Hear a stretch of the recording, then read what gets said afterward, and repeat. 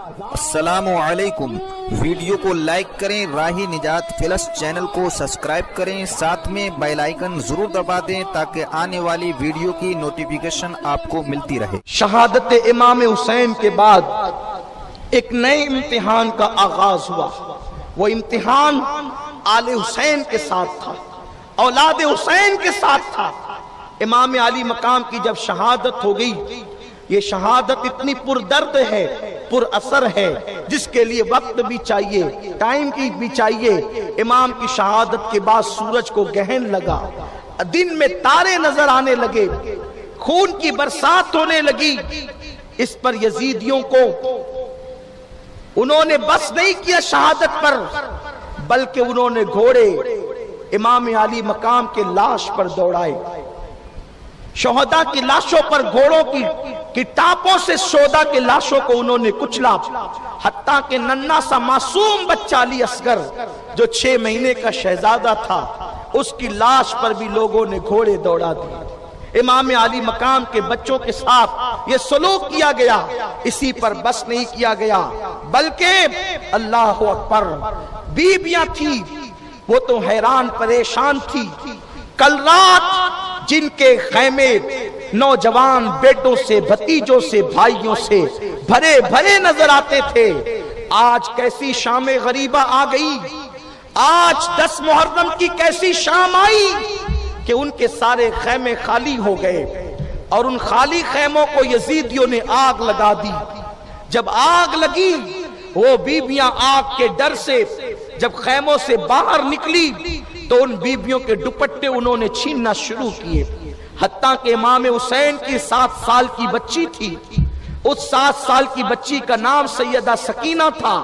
شہزادی سکینہ کے کان سے انہوں نے بالیاں کھینچی، اور ایسی بالیاں کھینچی کہ اللہ اکبر، سکینہ کے کان کٹ گئے۔ جب سکینہ نے کہا بدبختو، تمہیں نہیں پتا ہم نبی کی اہل بیت ہے، اور ہمارا دل دکھانے سے نبی ناراض ہوتے ہیں، نبی کا دل دکھتا ہے، قیامت میں کیا جواب دو گی اللہ کو؟ اس بچی نے جب احتجاج کیا اور ان کو نصیحت کی کہ تم نے ایسی بالیاں کھینچی کہ میرے کان کٹ گئے، تو ان ظالموں نے معافی مانگنے کی بجائے سکینہ کے چہرے پہ تماچے مارنے شروع کیے، اس بچی کے گالوں پہ تماچے مارے۔ سیدہ زینب کی چادر کھینچی، سیدہ ام کلثوم کی چادر کھینچی، سیدہ شہربانوں کی چادر کھینچی، ام رباب اور ام اسحاق کی چادریں کھینچی۔ امام علی مقام کی بیویوں کے ساتھ انہوں نے یہ سلوک کیا، اور اس کے بعد وہ سب لوٹ مار کر کے جب سکون پا گئے تو انہوں نے اونٹ ذبح کیا جشن حسین میں کہ حسین کو ہم نے قتل کر دیا۔ شام کا وقت ہے، سورج کو تو گہن لگ گیا تھا، سورج غروب ہو گیا تھا، دن میں تارے نظر آنے لگے تھے۔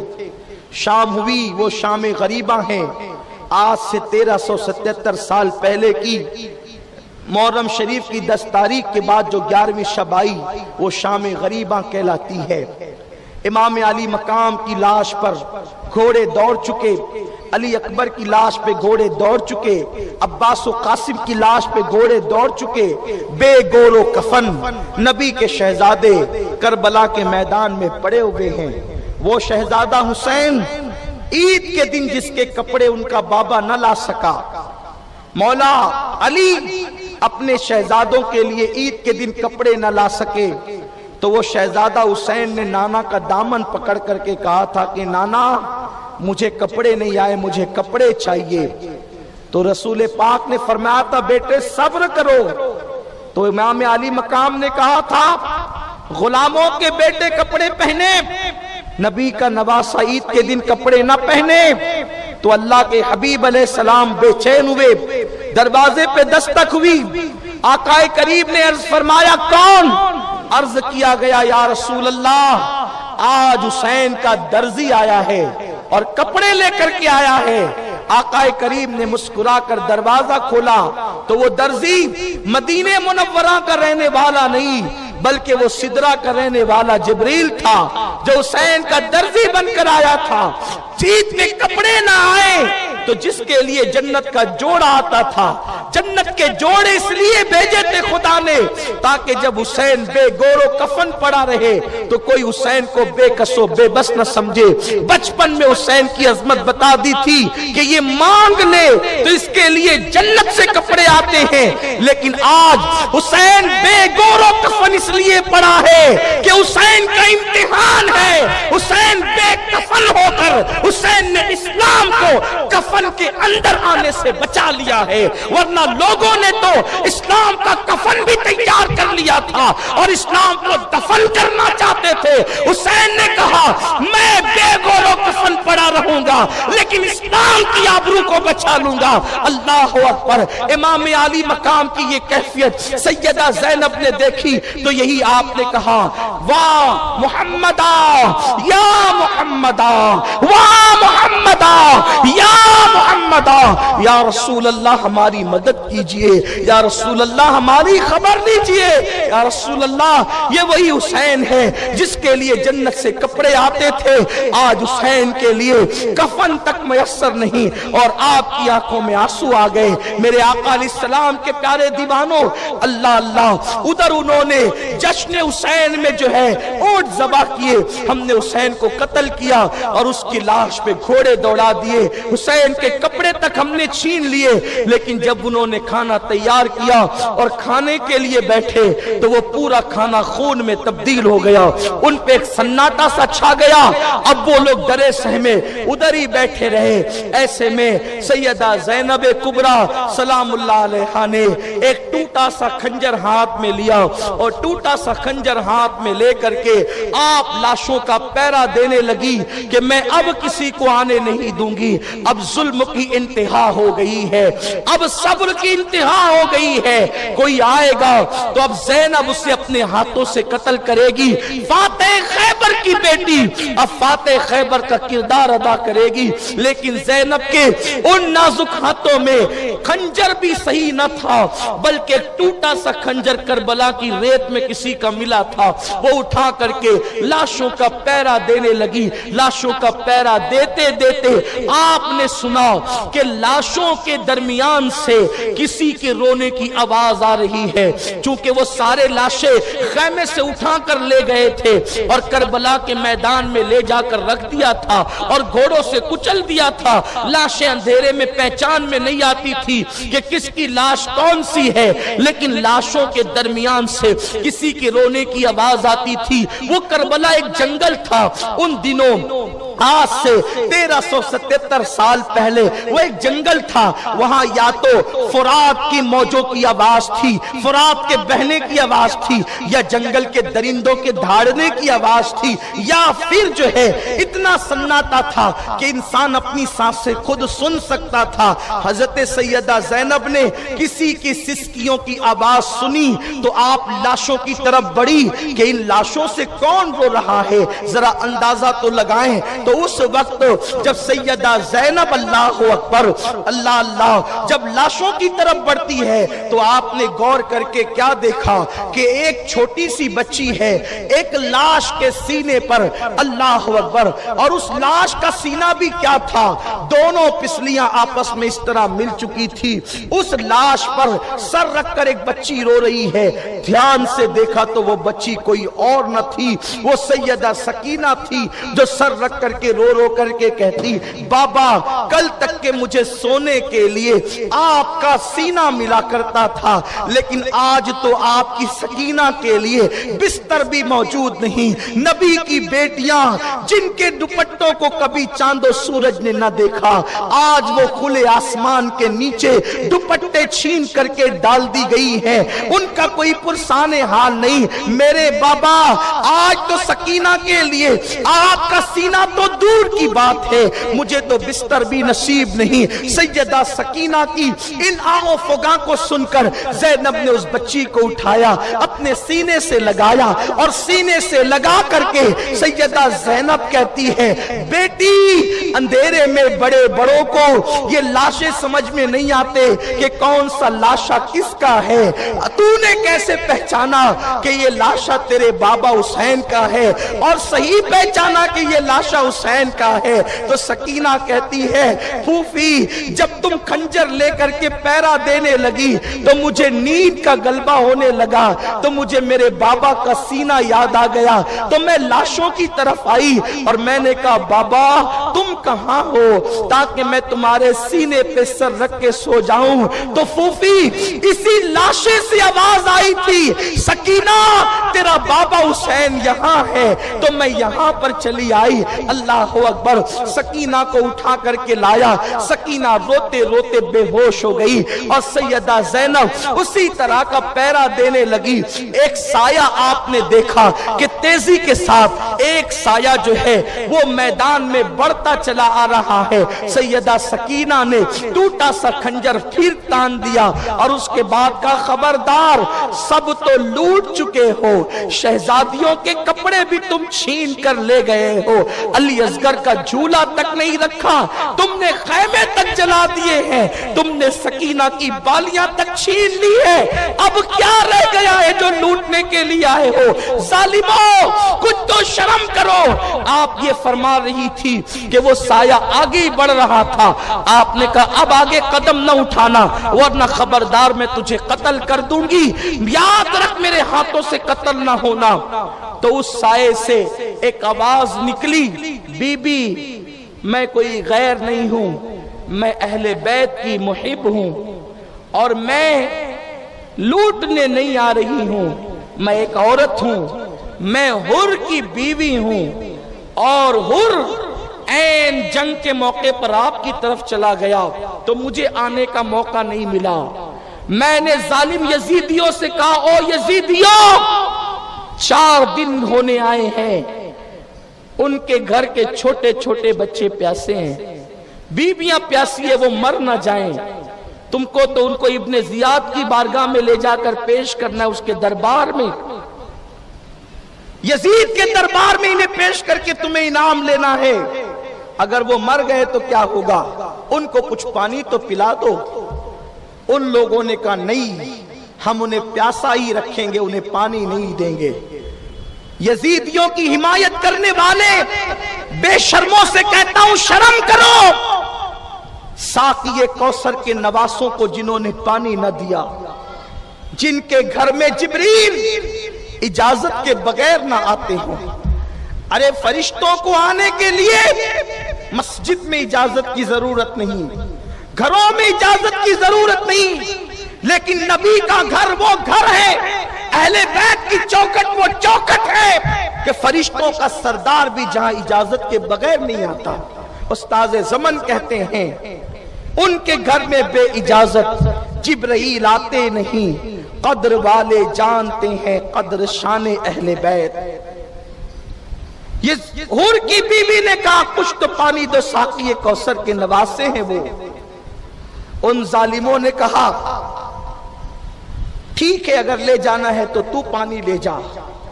हुर की बीवी ने मशकीज़ों से ठंडा ठंडा पानी लिया और अपने मशकीज़े में भरा और लेकर के चली। बीबी ज़ैनब से कहा ज़ैनब तेरे लिए और तेरे बच्चों के लिए मैं ठंडा पानी लाई हूं। सैयदा ज़ैनब ने ठंडे पानी का नाम सुना, मासूम अली असगर की प्यास याद आ गई और ज़ैनब कहती है अब तो हमें ठंडे पानी के नाम से भी नफरत हो गई। ये ठंडा पानी मासूम अली असगर को न मिला, 18 साल के कड़ियल जवान अली अकबर को न मिला। ये ठंडा पानी 19 साल का कासिम पानी पानी करते करते दुनिया से चला गया, उस कासिम को ये पानी न मिला। अब हमें ठंडे पानी से नफरत है, ले जाइए ठंडा पानी, हम पानी नहीं पिएंगे। लेकिन खानदान अहले बैत का ये मिजाज है कि जब वो जिद पर आ जाए और किसी की बात न माने, तो लोगों को एक तरीका मालूम था कि जब भी रसूल पाक हो, हुजूर अलैहिस्सलाम भी अगर जलाल में आ जाएं और किसी की बात न माने और हुजूर के सामने सैयदा फातिमा का वास्ता पेश कर दिया जाता था तो हुजूर का गुस्सा चला जाता, हुजूर फौरन बात मान जाते थे। ये तरीका है अहले बैत को मनाने का। हुर की बीवी ने कहा, बीबी आपको आपकी अम्मी सैयदा फातिमा का वास्ता मेरा पानी कबूल कर ले। अगर आप मेरा पानी कबूल न करेगी तो वो यजीदी मेरा मजाक उड़ाएंगे कि पानी लेकर गई थी लेकिन इसका पानी कबूल न हुआ। ज़ैनब ने जब सैयदा फातिमा का नाम सुना, हुर की बीवी को कहा तो चल, और लेकर के आई। खुले आसमान के नीचे नबी की शहजादियां मौजूद। हाय वो शहजादियां जिनके मर्तबे ये हैं कि जब कयामत के दिन इनकी अम्मी जान सैयदा फातिमा पुलसरात से गुजरेगी तो अर्श के नीचे से अल्लाह का मुनादी निदा करेगा, ऐ महशर वालों अपनी गर्दन को झुका लो, आंखों को बंद कर लो। नबी की बेटी फातिमा पुलसरात से गुजरने वाली है, जिसके नाम पर महशर वालों की गर्दन नीचे होगी, आंखें बंद होगी, वो सैयदा फातिमा है। आज उस फातिमा की बहुओं को और बेटियों को मैदान करबला में खुले आसमान के नीचे बगैर दुपट्टे के छोड़ दिया गया। छोटे छोटे बच्चे और बच्चियां हैं, कोई पुरसाने हाल नहीं। हुर की बीवी सैयदा ज़ैनब के साथ आती है, एक कटोरे में पानी उंडेला जाता है। सैयदा सकीना बेहोश हो चुकी है, रो रो कर बाबा के सीने पे सर रखने के लिए ज़ैनब उनके चेहरे पे छींटे देती है। सकीना होश में आती है। ये पहली बेहोश है जिसको पानी के छींटों से होश में लाया गया, वरना अब तक तो बेहोशों पर दामन की हवा दे करके उन्हें होश में लाया जाता था, क्योंकि पीने को पानी ना था तो चेहरे पे छिड़कने को पानी कहां से होता।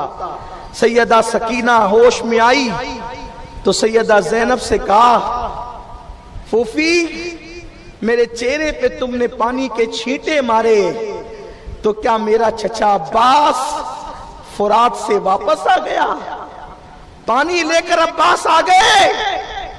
बच्ची के मासूम जुमलों ने बीबियों के सीने पे नश्तर लगा दिए। सैयदा ज़ैनब ने सीने से चिमटा कर सकीना को कहा, नहीं सकीना, अब तेरा अब्बास कभी वापस नहीं आ सकता, तेरा चचा गया, अब वो साकी कौसर से जाकर मिल गया, वो कभी वापस नहीं आ सकता। सकीना ने कहा, फिर ये पानी कहां से मिला? तो कहा गया कि ये पानी हुर की बीवी लेकर आई है, लो बेटी पानी पी लो। सकीना ने कहा, फूफी जान आपने पानी पी लिया? देखो नबी के घर वालों की तरबियत कैसे हुई थी, वह अहले बैत की शान के मालिक थे। सैयदा सकीना ने ज़ैनब से पूछा, फूफी क्या आप लोग पानी पी चुके? ज़ैनब ने कहा, नहीं बेटी, अपने नाना की हदीस है कि जब खाने पीने की चीज मिले तो जो पहले सबसे छोटा हो उसको पिलाओ खिलाओ, फिर बाद में बड़े खाएं पिएं। क्योंकि जब भी फल आते तो हुजूर पहले बच्चों को देते फिर खुद खाते, जब भी पीने की चीज आती पहले बच्चों को पिलाते खुद पीते। तो हमारे काफले में सबसे छोटी तुम हो, इसलिए बेटी पहले तुम पानी पियो, फिर हम तो अपना देख ही लेंगे। सकीना के हाथ में कटोरा पहुंचा पानी का। सकीना उठकर खड़ी हो गई और खड़ी होने के बाद बच्ची में चलने की ताकत न थी। अब चौथा दिन तुलू होने वाला था, चौथा दिन शुरू होने वाला था। जरा सोचो, नबी के खानदान पे दुरूद पढ़ने वालों, ये खानदान नबी की शान है, ये अहले बैत अतहार का मकाम है। गर्मी के मौसम में हम रोजा रखते हैं, मौज़िन ऐलान करे इफ्तार कर लो, हम किसी का ख्याल किए बगैर इफ्तार कर लेते हैं। लेकिन ये खानदान नबूवत, खून रसूल की शान देखो, खून रसूल की करामत देखो कि जब उस नन्ही सी बच्ची को चौथी सुबह तुलू होने से पहले पानी मिला, 7 साल की बच्ची क्या होती है, और जब ये हदीस उस बच्ची के कान में पहुंची कि पहले छोटों को पिलाओ फिर खुद पियो, पूरे काफले में सबसे छोटी तुम हो, पहले तुम पियो फिर हम अपना देखेंगे। वो बच्ची उठ करके खड़ी हुई और खड़ी होने के बाद ताकत चलने की न थी, پھر بھی بوجھل قدموں سے اس نے دوڑنا شروع کیا۔ زینب نے آواز لگائی، سکینہ، او سکینہ، میری بیٹی سکینہ کہاں جاتی ہو؟ کوئی جواب نہ دیا بچی نے۔ سیدہ زینب اٹھی کہ اندھیرے میں بچی جاتی کہاں ہے، اور بچی کو اپنے سینے سے چمٹا لیا، پوچھا بیٹی کہاں جاتی ہو؟ سکینہ نے کہا پھوپھی تم بھول گئی ہو، ابھی تو تم نے نانا کی حدیث پڑھی کہ جب کھانے پینے کی چیز آئے تو پہلے چھوٹوں کو پلاؤ کھلاؤ، پھر بعد میں بڑے، اور آپ نے کہا کہ میں تمہارے قافلے میں سب سے چھوٹی ہوں۔ پھوپھی تم بھول گئی ہو، میں تو 7 سال کی ہوں، مجھ سے بھی چھوٹا ہمارے قافلے میں میرا بھیا علی اصغر ہے، وہ 6 مہینے کا بچہ ہے، مجھ سے چھوٹا ہے، تو میں چاہتی ہوں کہ پہلے اس کو پانی پلاؤں گی اور نانا کی سنت پر عمل کروں گی، اس کے بعد میں پانی پیوں گی۔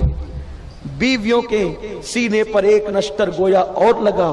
زینب نے کہا بیٹی تیرا بھیا علی اصغر یزیدیوں کا پانی نہیں پیتا، اور اب وہ تو ساقی کوثر کے ہاتھوں سے پانی پی کر سیراب ہو چکا ہے، اس لیے بیٹی وہ پانی نہیں پیے گا۔ آپ غور کریں، یہ حالت ہوئی، ابھی یہی حالت ہوئی تھی کہ اسی حالت میں بیویوں نے خدا خدا کر کے رات نکالی۔ لوگ کہتے ہیں کہ جس وقت غم کی رات آتی ہے تو وہ جلدی ختم نہیں ہوتی، سوچو وہ کربلا کی شام غریبہ کیسے کٹی ہوگی۔ لیکن جب صبح آئی 11 محرم کی صبح تو وہ ایک اور طوفان اور قیامت لے کر کے آئی۔ صبح ہوئی، سورج نے پہلی کرنیں ارض کربلا پر چمکائی تو کیا دیکھا کہ شہداء کی لاشیں کچلی ہوئی ہے۔ لاشیں دیکھ کر بیویوں پہ قیامت ٹوٹ پڑی، سر پہ دوپٹے نہ تھے۔ شہربانوں نے کہا زینب ہمارے سر پہ دوپٹے نہیں ہے، دن نکل رہا ہے، ہم کیسے پردہ کریں گے؟ تو سیدہ زینب نے کہا اللہ نے بڑے بال تمہیں اس لیے عطا کیے ہیں کہ کل تک دوپٹے سے منہ چھپاتے تھے، اب اپنے بڑے بالوں کو چہرے پہ ڈال لو اور اپنے بالوں سے پردہ کرو، اپنے بالوں سے چہروں کو چھپاؤ۔ اس سے میری قوم کی بیٹیوں کو بھی یہ سبق حاصل کرنا چاہیے کہ دوپٹے نہ تھے تو چہرے پہ بال ڈال کر انہوں نے چہرے چھپائے، اور آج کی بیٹیاں گلے میں دوپٹے کو مفلر کی طرح لٹکا کر گھومتی ہیں اور حسینی بننے کے دعوے دار ہیں۔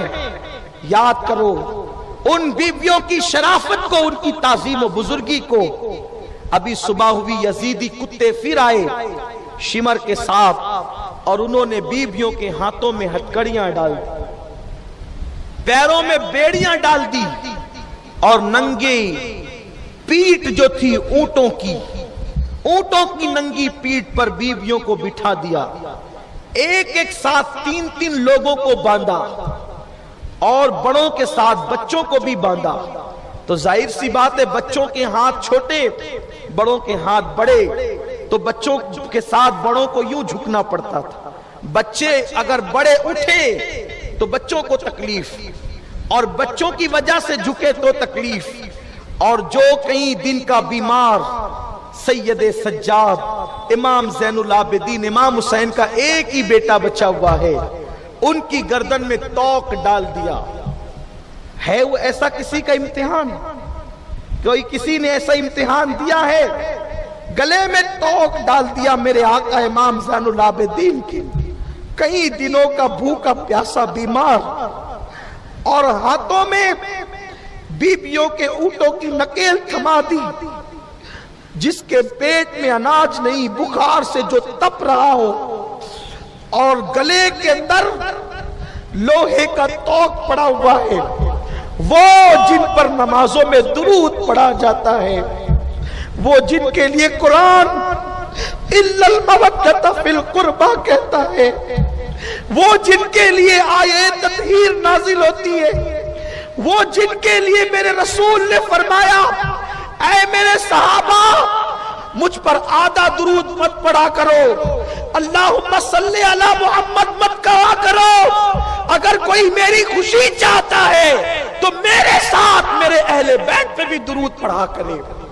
حضور نے فرمایا جن پر درود پڑھنے کی تاکید حضور نے فرمائی، جن کے لیے قرآن انما یرید اللہ لیذھب عنکم الرجس کے اس امام سجاد زین العابدین کی گردن میں توق ڈالا گیا، اور توق ڈال کر آپ کو کہا کھڑے ہو اور یہ لے کر کے چل۔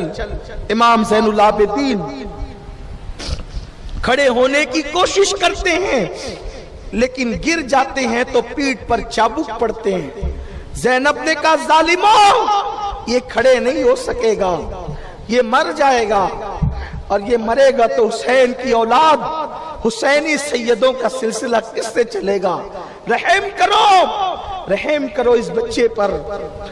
اس کے بعد انہوں نے دیکھا کہ یہ چل نہیں سکے گا تو امام زین العابدین کے ہاتھوں میں ہتھکڑیاں اور پیروں میں زنجیر ڈال کر اونٹ کی ننگی پیٹھ پر ان کو بھی بٹھا دیا گیا، اور ان کو بٹھانے کے بعد اب یہ قافلہ کربلا سے کوفہ کی طرف جانے لگا۔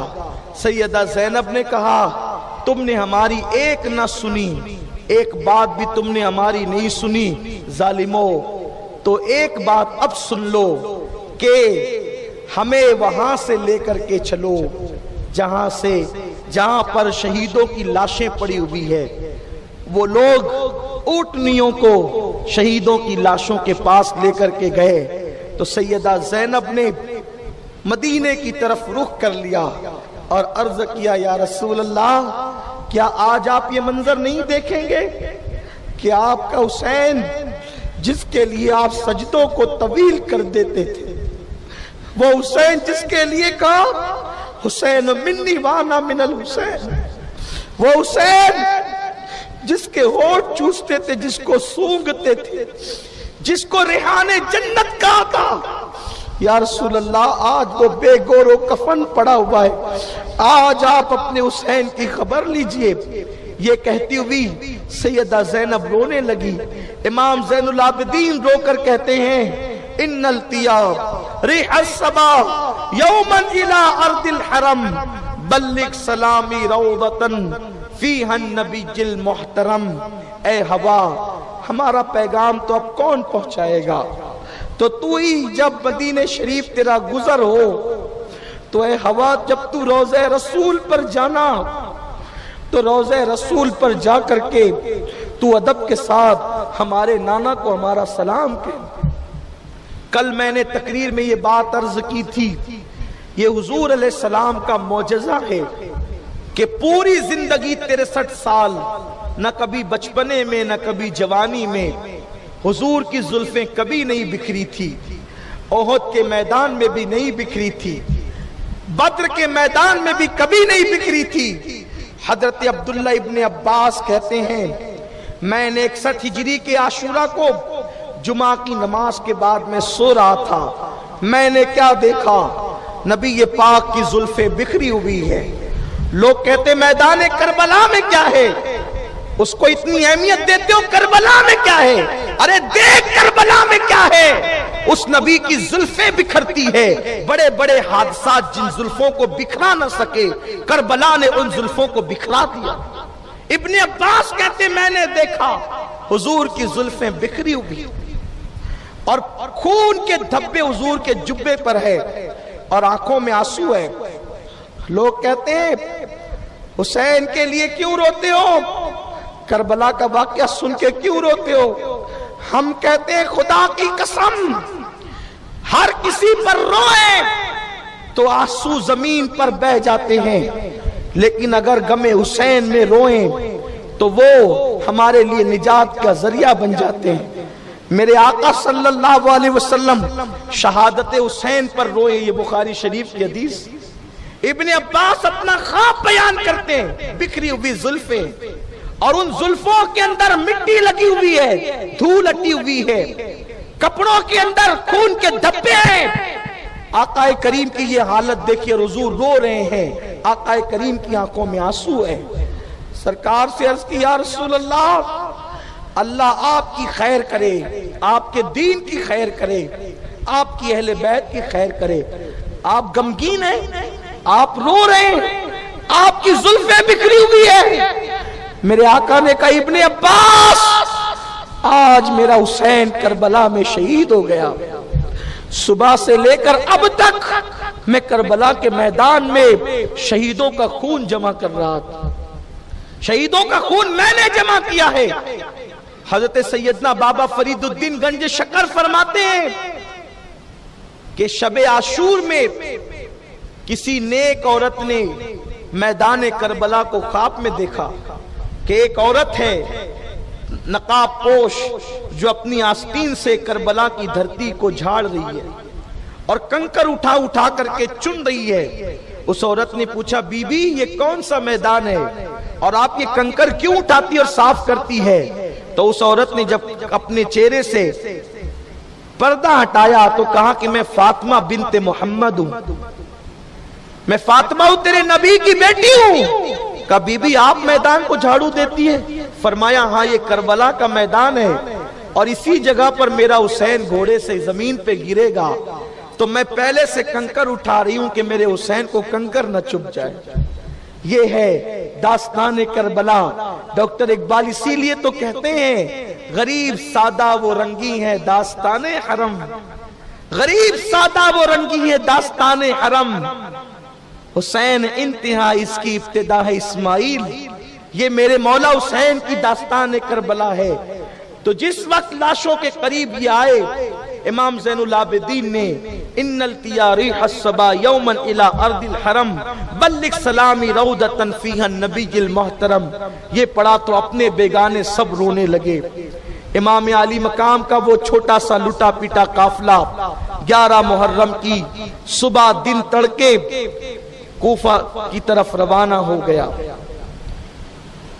کوفہ والوں کو اعلان کر دیا گیا، کوفہ والوں جشن کرو جشن۔ عورتیں چھتوں پر چڑھے بچوں کو لے کر، اس لیے کہ کچھ باغی لوگ تھے جن کے سر ہم کاٹ کے لا رہے ہیں اور ان کی لٹی پٹی عورتوں کو قیدی بنا کر لا رہے ہیں۔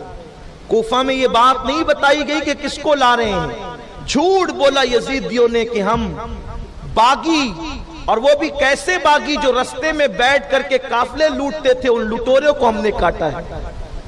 کوفہ میں جشن کا ماحول تھا کہ حکومت کے باغی اور وہ بھی قافلے لوٹنے والے لٹوروں کو لایا جا رہا ہے۔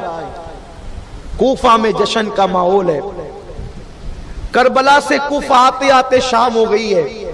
خولی جس کے پاس امام علی مقام کا سر تھا، شام ہوئی تو اس کو پتا چلا کہ اب تو ابن زیاد کے پاس جانا ہی بے فائدہ ہے، کیونکہ شام ہوتی ہے تو وہ شراب میں ڈوب جاتا ہے، انعام نہیں دے گا، سر دیکھ کر مجھے گالیاں دے گا۔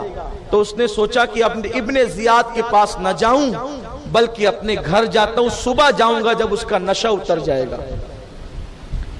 دیکھو اہل بیت کا دشمن کبھی حلالی بندہ نہیں بنتا، یہ خاص بات آپ ذہن میں رکھیے، حدیث پاک سے ثابت ہے۔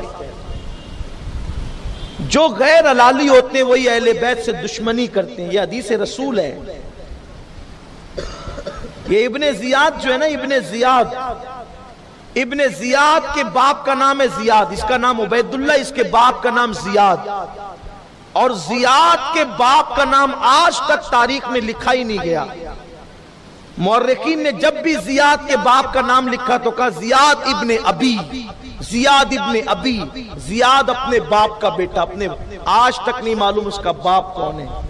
لیکن بعض محققین نے تحقیق کی تو پتا چلا کہ ایک شخص اسلام لانے سے پہلے اس نے زیاد کی ماں کے ساتھ زنا کیا، اس سے زیاد پیدا ہوا، اسی زیاد سے عبید اللہ ابن زیاد پیدا ہوا۔ یہ کوئی بہت اچھے لوگ نہیں ہیں لوگ جن کی تائید کرنے نکلے ہیں۔ اگر صحیح معنی میں لوگ اسلام کی تاریخ پڑھ لیں، بے جا تعصب سے نکل کر، ہٹ درمی سے نکل کر اسلام کی صحیح تاریخ پڑھے تو کبھی کوئی یزیدی کی حمایت نہیں کرے گا، نہ یزید کی حمایت کرے گا، نہ یزیدیوں کی حمایت کرے گا۔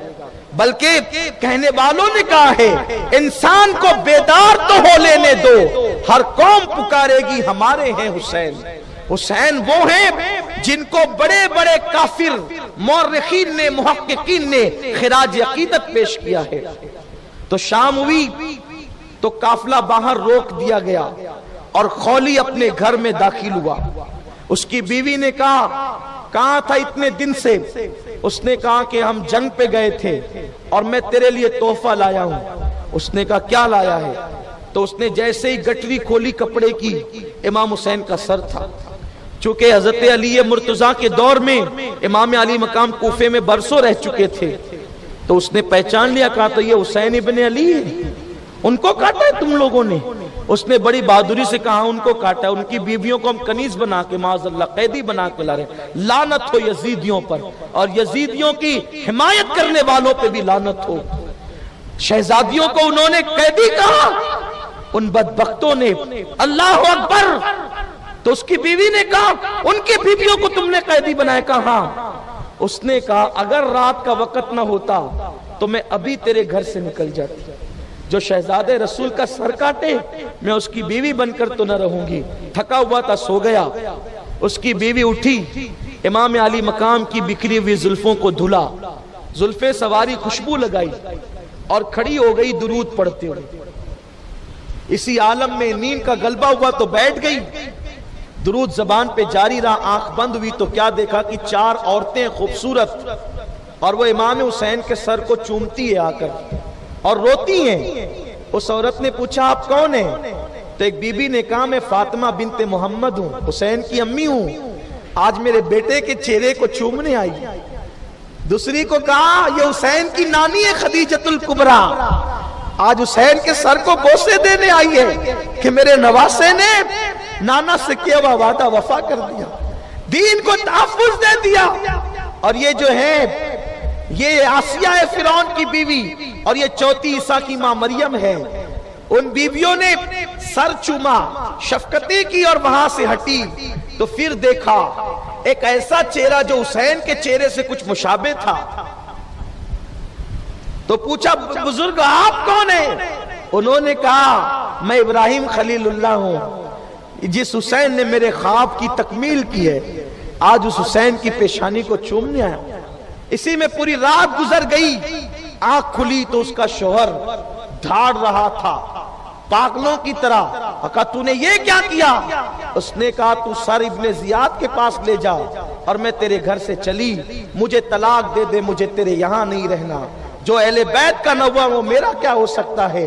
اس نے کہا جیتے جی اپنے بچوں کو یتیم مت کر۔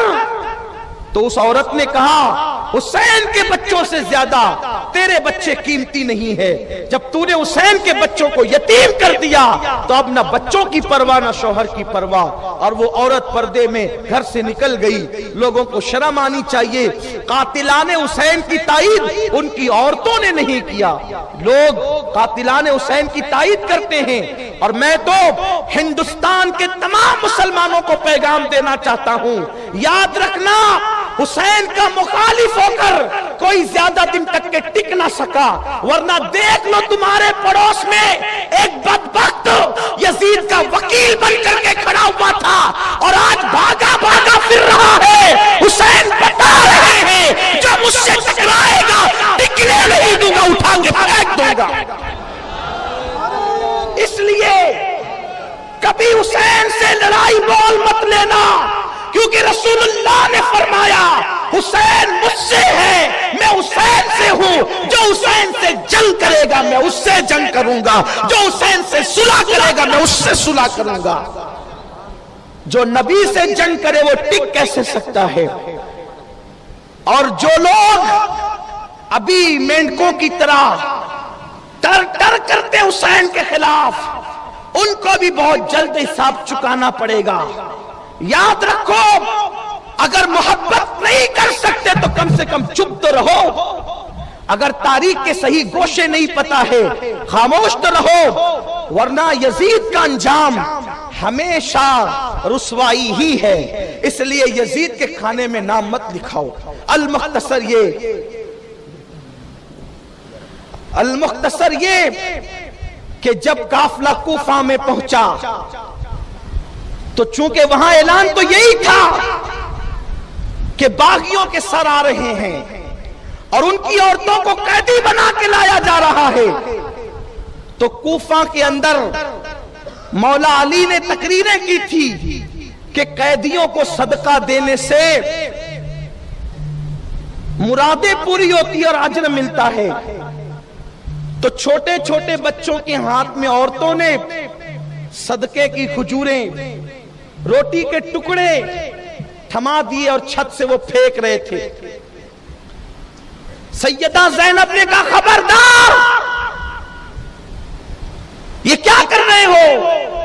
تو عورتیں کہتی تھی یہ صدقہ ہے، کیونکہ علی مولا نے ہم سے کہا تھا کہ قیدیوں کو صدقہ دینے سے مرادیں پوری ہوتی ہے، دعائیں قبول ہوتی ہے، تو ہم تم قیدیوں صدقہ دے رہے ہیں۔ کہا ہم وہ قیدی نہیں ہے جو تم سمجھ رہے ہو، ہم آل محمد ہے، آل محمد، اور آل محمد پر صدقہ کھانا حرام ہے۔ تو تب عورتوں نے کہا تم کون ہو؟